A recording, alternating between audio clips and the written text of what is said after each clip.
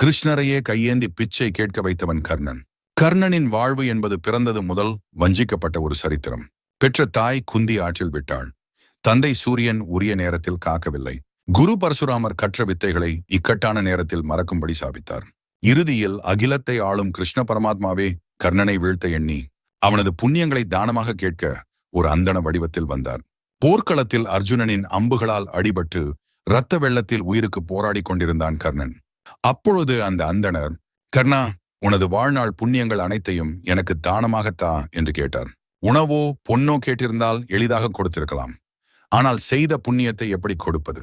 கர்ணன் சிறிதும் யோசிக்காமல் தனது உடலில் வழிந்தோடிய இரத்தத்தையே தாரை நீராக கொண்டு தான் செய்த அத்தனை புண்ணியங்களையும் அந்த அந்தணருக்கு தாரை வார்த்து கொடுத்தான். கர்ணன் கொடுத்தது புண்ணியம். அதாவது அவன் செய்த, இப்போது செய்கின்ற மற்றும் இனி செய்ய போகிற அத்தனை புண்ணியங்களையும் சேர்த்து தானமாக கொடுத்து விட்டான்.